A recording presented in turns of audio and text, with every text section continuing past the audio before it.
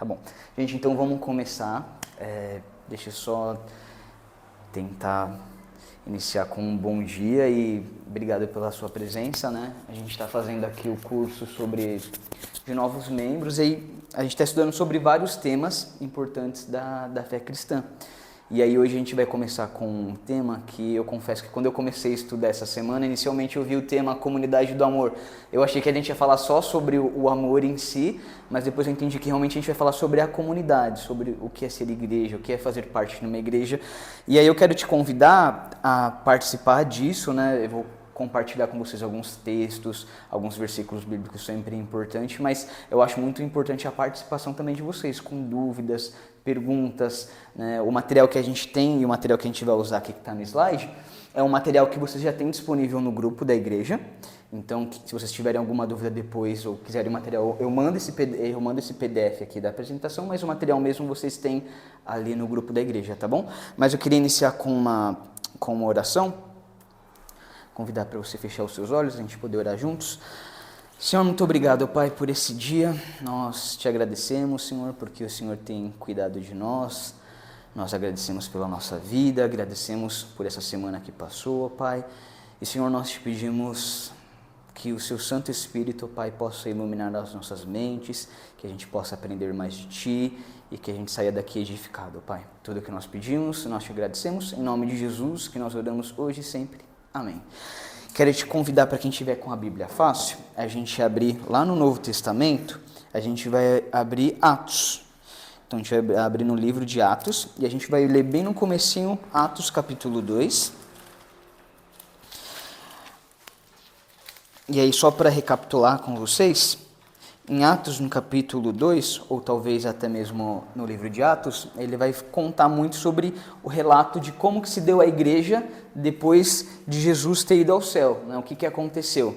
E aí a gente vai estar numa parte, aí no capítulo 2, que o Espírito Santo ele já desceu sobre a igreja, sobre a comunidade, e aí lá no finalzinho, a gente vai ler então Atos capítulo 2, e a gente lê do versículo 38 até o versículo 41.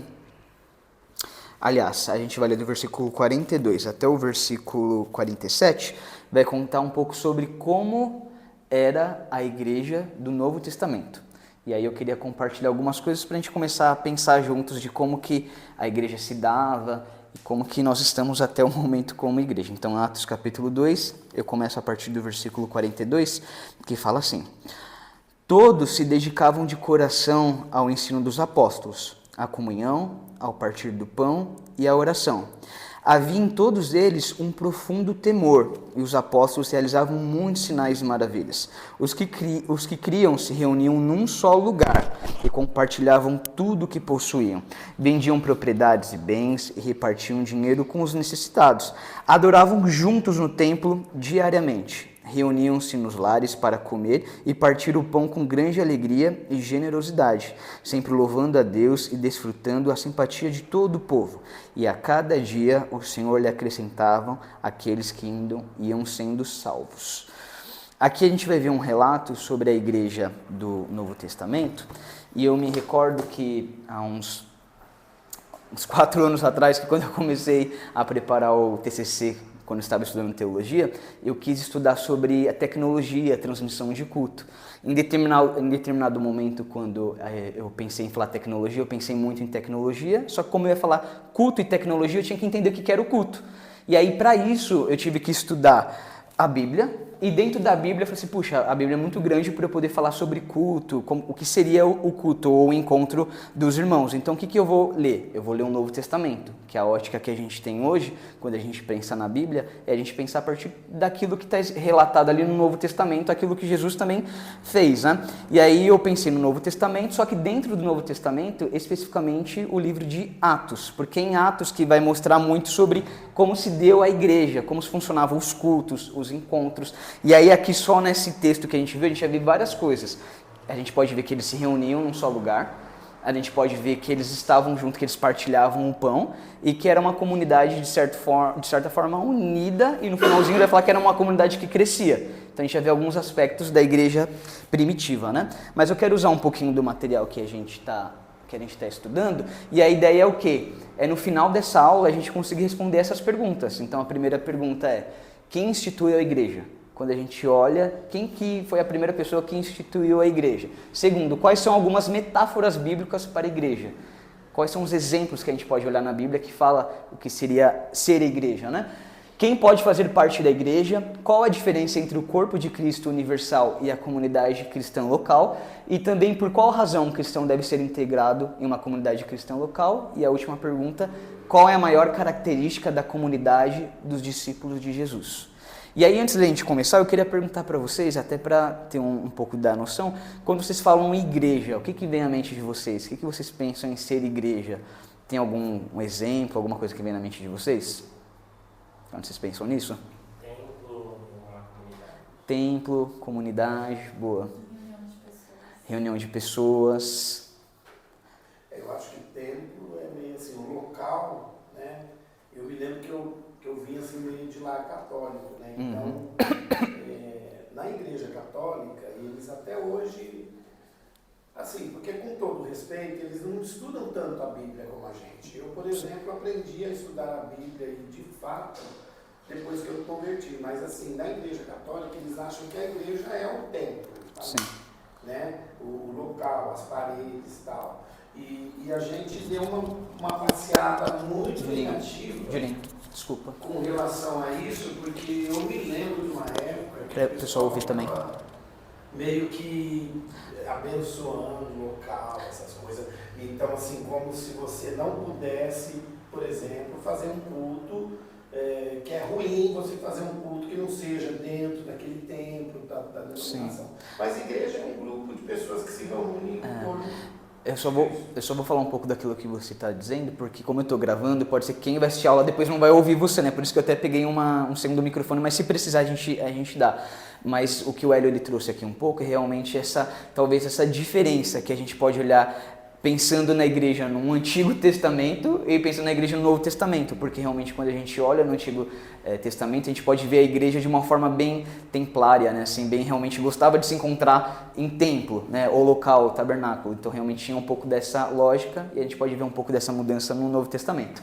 E aí, seguindo um pouquinho aqui daquilo que a gente vai ver 5 aspectos da igreja. E o primeiro aspecto que a gente pode encontrar é a origem da igreja. Aonde a gente surge, a gente pode pensar sobre a igreja. Então, lá em Mateus, no capítulo 16, a gente não vai conseguir ler todos os textos, porque são muitos textos, mas a gente pode ver, a partir de Mateus, no capítulo 16, quem fundou a igreja. Então, e isso aqui é muito importante a gente conseguir responder essa pergunta. Então, Mateus capítulo 16, versículo 13 ao versículo 20 vai falar assim.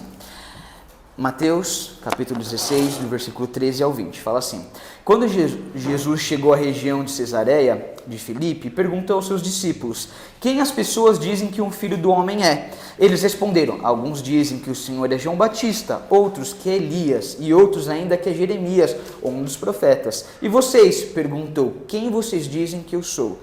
Simão Pedro fala no versículo 16. Simão Pedro respondeu: O Senhor é o Cristo, o Filho do Deus vivo. Jesus disse: Que grande privilégio você teve, Simão, filho de João. Foi o meu Pai do céu que lhe revelou isso, e nenhum ser humano saberia por si só. Agora lhe digo que você é Pedro, e sobre esta pedra edificarei a minha igreja, e as forças da morte não a conquistarão. Eu lhe darei as chaves do reino dos céus, e o que você ligar na terra será ligado no céu, e o que você desligar na terra terá sido desligado no céu. Então ele advertiu aos seus discípulos que não dissesse a ninguém que ele era o Cristo. E aqui a gente vai ver um pequeno relato de uma conversa de Jesus com os seus discípulos, e é muito interessante quando o apóstolo Pedro ele fala ali no versículo 16 que o Senhor é o Cristo, o Filho de Deus vivo. Jesus ele fala assim,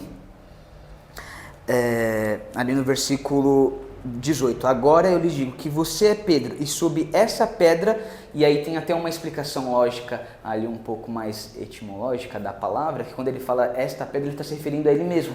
Então, quando a gente fala que quem fundou a igreja, a gente tem que falar que quem fundou a igreja é o próprio Jesus. Jesus é quem iniciou a igreja. A gente pode ver isso, né? Então, eu vou lendo um pouquinho aqui junto com vocês, que o material é bem rico e importante. Fala assim: Deus está construindo uma nova unidade através de Jesus Cristo.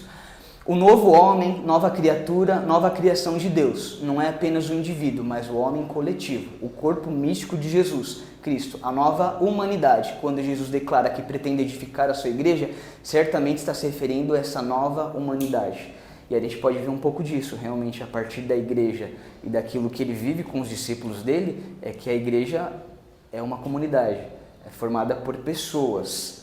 E isso é muito importante a gente pensar, porque às vezes a gente tem talvez uma lógica de pensar que eu vou à igreja, às vezes a gente fala assim, eu vou à igreja falando que a igreja é o templo. De fato, a igreja, quando a gente se refere ao templo, ao local. Mas quando a gente vai mais fundo na Bíblia e no Novo Testamento, a gente pode observar que a igreja é feita de pessoas. Porque se você deixa o prédio aqui e não tem ninguém, onde está a igreja? A igreja é feita de pessoas. E a gente pode ver isso a partir mesmo do que a gente viveu na pandemia. A gente não conseguia entrar nos locais físicos, mas a igreja continuou em pé, continuou viva. A igreja estava ali, talvez não reunida no sentido de conseguir aquele encontro presencial, mas a igreja ela existia e continuou a existir mesmo com essa dificuldade de a gente ter acesso a um local específico, né? E eu acho que isso também é bem importante, e aí eu vou adicionar algumas informações que é bem relevante, que é assim, quando a gente pensa em igreja, a gente pensa nas pessoas. E ao mesmo tempo, quando a gente vê Jesus, a gente vê por meio do Espírito Santo, quando a gente olha também em Atos, que o Espírito Santo de Deus está com a gente. Então, no Antigo Testamento, existia uma lógica de dizer que Deus estava somente naquele templo, naquele tabernáculo e no Santíssimo do Santíssimo, só naquele lugar. Só que quando a gente vê, a partir do Novo Testamento, muda essa lógica, que o Espírito Santo está com a gente em qualquer lugar que a gente está, ou seja na escola, seja no trabalho, na faculdade, em casa. Então, o Espírito Santo estando com a gente, a igreja está em qualquer lugar, e aí, nesse sentido. O nosso corpo é o templo. Isso, a gente pode ver isso também no Novo Testamento, é uma das falas, né, que o nosso corpo é o templo do Espírito Santo, onde ele habita, né? Diego, só uma coisa. Por favor. Uma questão técnica. Com esse microfone ligado, não vai duplicar os ruídos entre a sua Pode fala ser que sim, e eu ele? nunca fiz, então é melhor desligar no botãozinho do lado. Obrigado. E aí, continuando aqui, falando só um pouco da etimologia da palavra, que também é importante, né? Na primeira vez que a palavra grega eclésia ou eclesia, que a gente pode ver, é muito interessante, porque a palavra igreja vem dessa palavra, eclésia ou eclesia. E é bem legal porque eles usavam esse termo bem de uma forma, se falando de comunidade. E até naqueles encontros civis que eles tinham para fazer uma assembleia, uma reunião para tomar alguma decisão, eles usavam que era a eclesia, aquela reunião de membros, né? Ou de pessoas, enfim, encontros. E a gente pode pensar nisso também, que a igreja de fato é a comunidade. Então, se a gente pensar mesmo na pandemia, cada um na sua casa, mesmo a gente distante, não estando reunido presencialmente, a comunidade ela continuava. A gente tinha essa relação com os irmãos, a gente fazia videochamada, a gente tinha vários encontros, mesmo que online, porque mesmo online a igreja se fazia presente e existente. Isso aí é bem importante a gente passar. Eu vou passando um pouquinho aqui do conteúdo, e aí se vocês lembrando de alguma coisa a gente vai pontuando, né? E aí, qual que é a composição da igreja? E aí a gente vai um pouco mais fundo no que a gente leu no livro de Atos, no capítulo 2, sobre, de fato, o que seria essa composição da igreja. A igreja é composta do quê? Primeiro, são as pessoas, né, que aceitam o evangelho de Jesus Cristo. Então, para fazer parte da igreja, a pessoa ela tem que aceitar, de fato, o evangelho de Jesus Cristo ou entender aquilo que Jesus ele fez por nós. Segundo, se arrependem de seus pecados e recebem o perdão de Jesus. Então, quando eu falo de Jesus, e eu estou falando que a igreja é composta de pessoas que aceitam o evangelho de Jesus e quem de fato Jesus é, a gente também se arrepende do nosso pecado, dos nossos erros, e acreditando que nós somos pessoas falhas e pecadoras, mas mesmo assim o Senhor nos perdoa, no sentido que aquilo que Jesus ele fez na cruz, ele fez de uma única vez e por todos nós, no sentido de nos salvar e trazer essa redenção para a nossa vida, né? Então, de fato, a gente se arrepende dos nossos pecados, entendendo o lugar de Jesus na nossa vida. Terceiro, se submetem ao batismo em nome de Jesus. E eu acho que esse aqui é um ponto super importante, porque a gente está na sala de novos membros, né?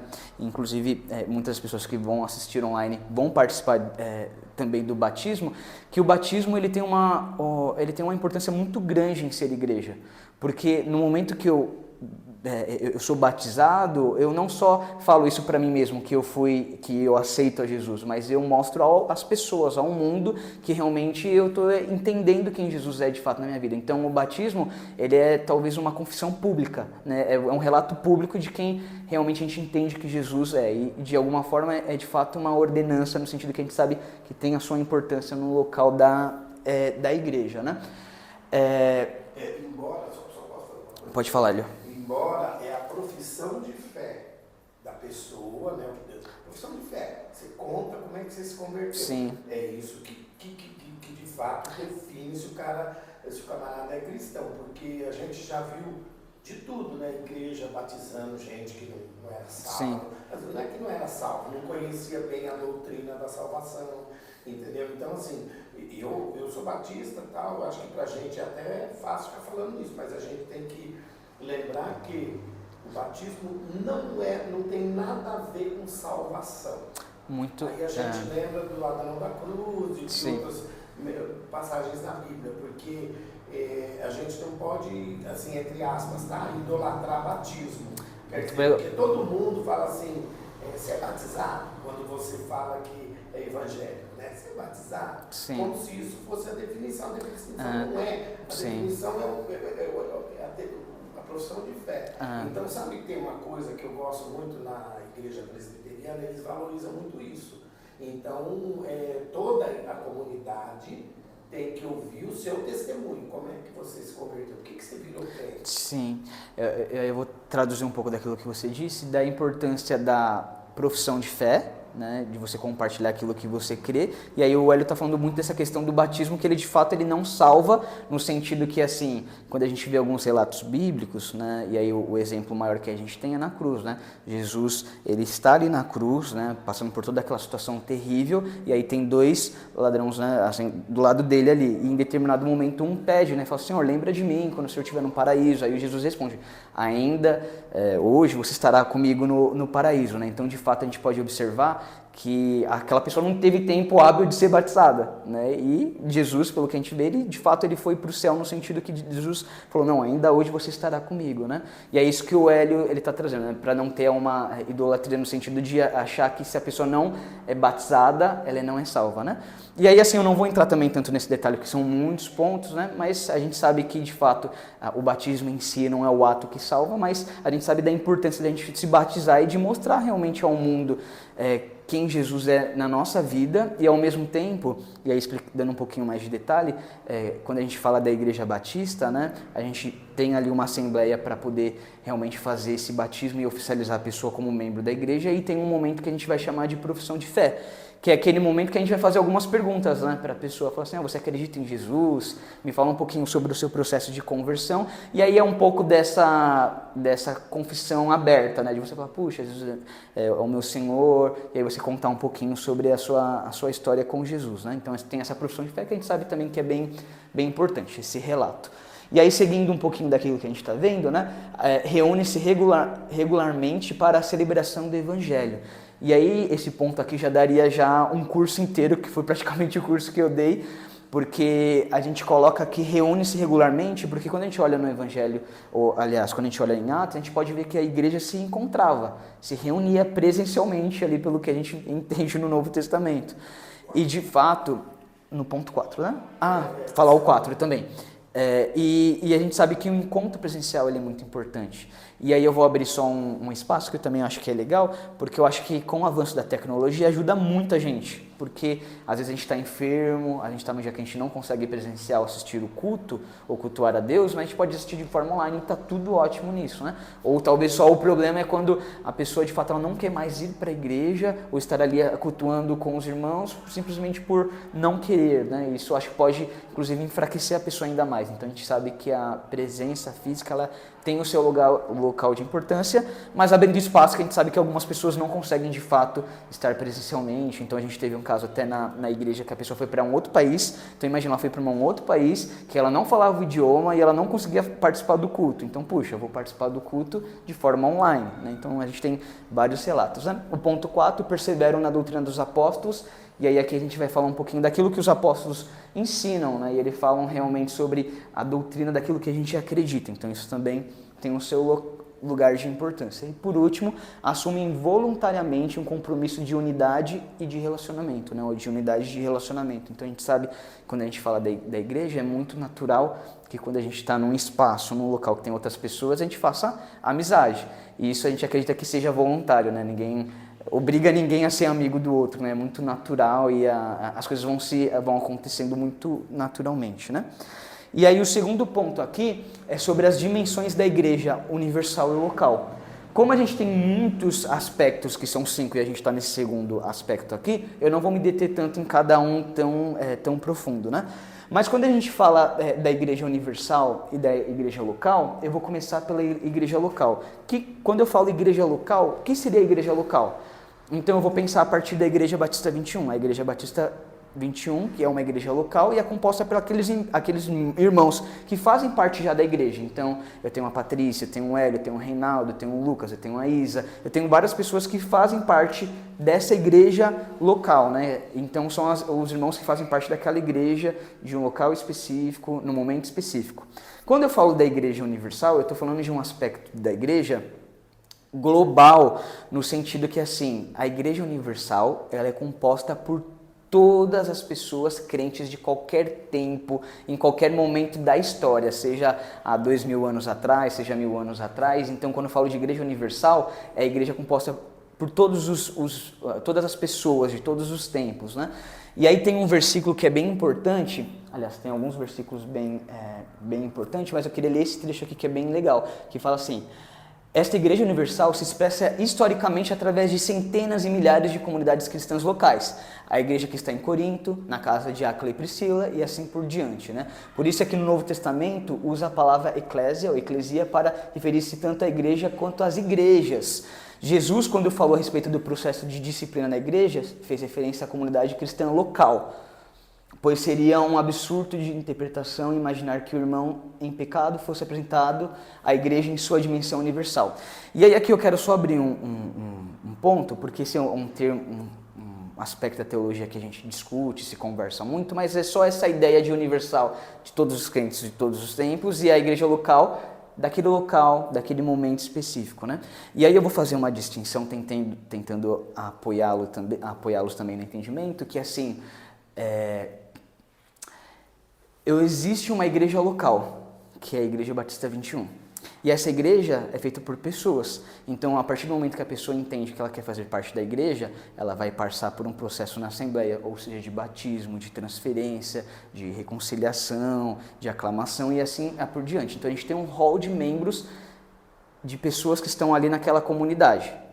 E existe a Igreja de Cristo também, no sentido que assim, e aí eu vou tentar ajudá-los nesse entendimento, que quem faz parte da Igreja de Cristo? Quem está escrito ali no livro da vida? A gente não tem acesso a isso. A gente não consegue ter acesso para saber quem de fato é cristão ou não. A gente sabe quem faz parte de uma igreja local, mas a gente não conhece o íntimo de cada pessoa no coração. Porque, abrindo mais uma vez mais um espaço, porque a pessoa se tornar membro de uma igreja, teoricamente é fácil. É você cumprir alguns requisitos e fazer... alguns requisitos no sentido assim, né? Puxa, tem esse processo um pouco mais burocrático, você faz parte. Mas a Igreja de Jesus, que está ali escrito no livro da Bíblia, a gente não sabe quem faz parte, né? Por isso que eu tenho um exemplo que é bem interessante. Eu lembro que eu fazia parte de uma igreja e aí existia um hall de membros. Aí tinha lá 250 membros. Só que desses 250 já tínhamos 100 membros que já não apareciam na igreja já há uns 15 anos. E aí teve uma discussão, porque a gente não, né, mas algumas pessoas queriam reformar, talvez assim, esse hall de membros e tirar essas pessoas que não faziam mais parte, não conseguiam mais contato e tal. E aí tinha uma assembleia. Só que em algum determinado momento da assembleia, algumas pessoas falaram, não pode tirar. Só que existia talvez esse entendimento que se tirasse a pessoa do hall de membro, ela estava perdendo a salvação. Só que não é isso, é só um hall de membros, uma lista que a gente sabe que é importante, a gente acredita realmente nessa importância da formalização da instituição, mas ainda assim a gente tem que saber que existe essa diferença entre essa igreja local também, no sentido que existe só hall de membros, é a Igreja de Jesus Cristo, né? Eu acho que é importante fazer essa distinção, porque existe muita confusão nisso, mas é só um espaço para vocês terem uma dimensão de como que o assunto é um assunto super interessante e rico, né? Posso falar uma coisa? Porque a Igreja Universal, universal significa católico. Tem que lembrar disso, né? Porque às vezes o pessoal fala, a Igreja Universal é do Edir Macedo, mas universal significa católico. Então a Igreja Católica já saiu na frente, se a questão já pegou o termo, né? Mas assim, a Igreja Universal, eu acho assim que ela tem, a Igreja de Cristo, né, em todas as partes do mundo, vamos dizer assim, as doutrinas, ensinamentos basilares do cristianismo. Por que nós somos igreja local? Porque as igrejas são diferentes em termos doutrinários. Sim. Né? Então você tem uma componente que, na minha opinião, não aparece nessa Igreja Universal, que não tem nada a ver com ser membro de igreja nenhuma, mas tem a ver com o seu coração. Como é que você anda com Deus? Como é que você se relaciona com Deus e como é que você vê Jesus Cristo e o Espírito Santo na sua vida? Né? Eu acho que é isso que faz uma diferença muito grande em relação a nós cristãos e as outras religiões monoteístas, porque a profissão de fé de um muçulmano, por exemplo, e até de um judeu, é muito diferente da nossa. Primeiro porque eles não colocam Jesus na parada, né? Então, se você tira Jesus do foco, não é cristianismo. E para nós, na nossa interpretação, não é essa Igreja Universal, né? Sim. Mas assim, a local, ela para mim, é uma questão bastante pessoal, secundária, que está ligado com doutrinas, com épocas, né, da história. Sim. Agora, a Igreja Universal de Jesus Cristo, ela sempre existiu, ela nunca conseguiram derrubar a igreja. Né? Eu vi só para concluir, uma fala do pastor Ariovaldo Ramos. Ele é muito pela doutrina assim trinitariana, né, do Deus Pai, Filho e Espírito Santo, e sobre a igreja. Então ele trouxe umas coisas muito interessantes, porque toda vez que tentaram destruir a Igreja de Cristo, Deus atuou, né? Por exemplo, no Império Romano, aí ele foi fazendo assim uma cronologia muito interessante, inclusive para quem é um professor de história aprende muito, né, quando tem essas coisas, porque na história não se costuma estudar a história da igreja, né? Sim. Então eu acho que é isso, a Igreja Universal ela é uma coisa, e a igreja local, porque às vezes ela pode até não ser a Igreja de Cristo. Sim. Né? E aí... Mas só... Não, pode falar, aí eu vou complementar com outra coisa. Tá. Não, eu queria só trazer um outro ponto, que a gente, na mídia, a gente tem ouvido falar muito da Igreja Evangélica Brasileira, né? Os jornalistas se referem assim, a gente está em momento de eleição, então também se refere o voto da Igreja Brasileira e etc.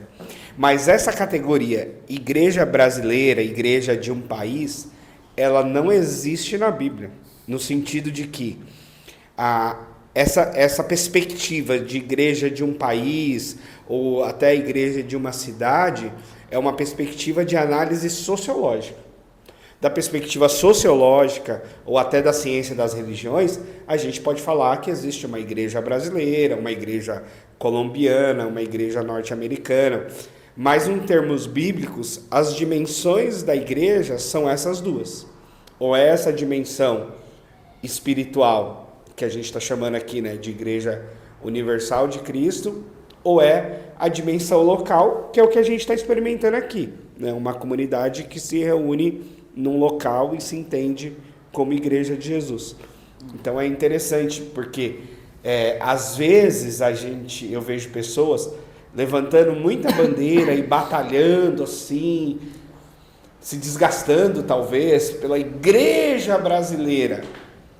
E no aspecto bíblico ela sequer existe, no sentido de que essa coisa da igreja brasileira é só a nível de análise geopolítica, sociológica e tal.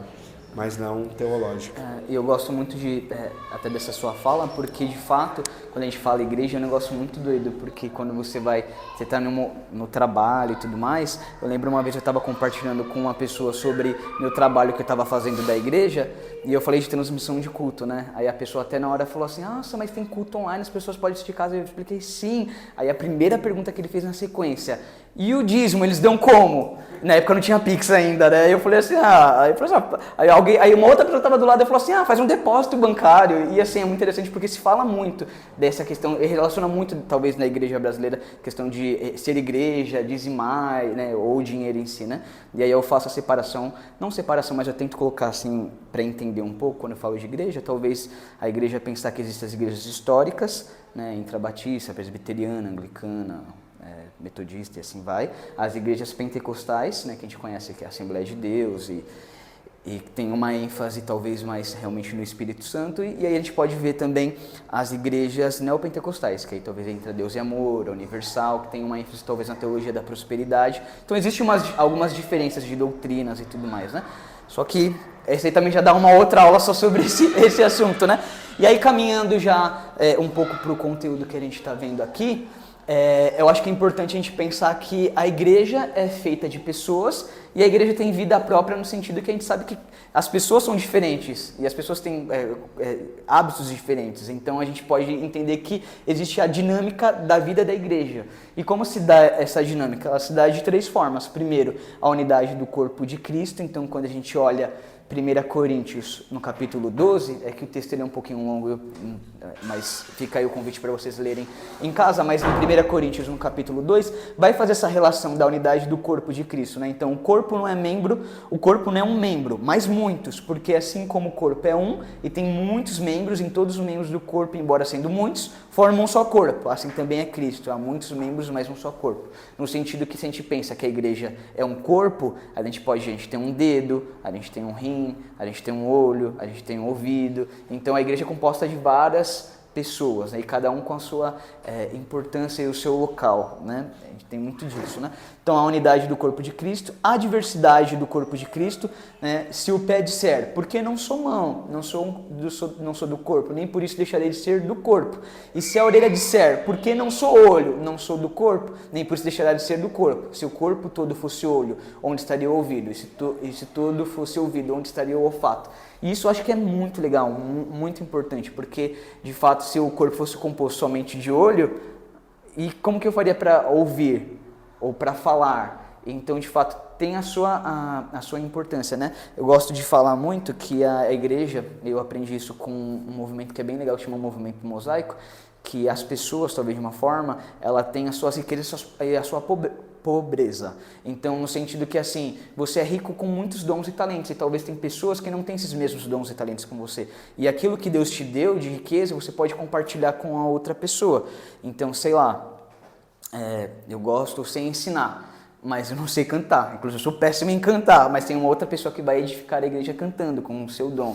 E assim por diante, né? Então, a gente sabe que existe essa diversidade, a importância da diversidade do corpo de Cristo. E aí tem por último a mutualidade do corpo de Cristo. E se o olho não pode dizer à mão, não tenho necessidade de ti, nem ainda a cabeça aos pés, não tenho necessidade de vós, antes os membros do corpo que parecem ser mais fracos são necessários, para que todos os membros tenham igual cuidado uns dos outros, né? Então a gente entende que a igreja é composta de várias pessoas e é mútuo, é recíproco, a gente está ali o tempo todo mais juntos, entendendo que a nossa fé, ela não é uma fé individual, né? Não tem como eu dizer, puxa, eu sou cristão e eu vou ter só a minha fé e não vou compartilhar com ninguém, é muito difícil, né? Então, de fato, a gente entende que tem essa mutualidade, né? Assim, esse simultâneo com todos ali juntos, com a comunidade. E aí o último aspecto é o funcionamento da igreja. E aí o funcionamento da igreja, quando a gente vê no material, tem vários versículos bíblicos também que vão falar um pouco disso, né?